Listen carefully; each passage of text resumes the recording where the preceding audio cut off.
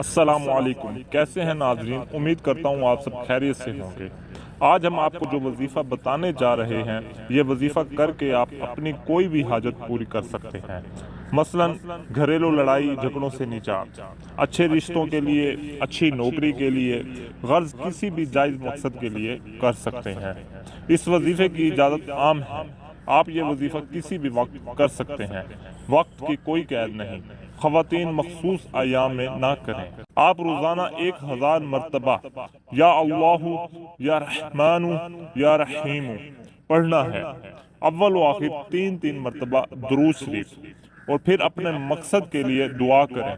انشاءاللہ اس عمل کی برکت سے آپ کے ہر جائز کام میں آسانی پیدا ہوگی۔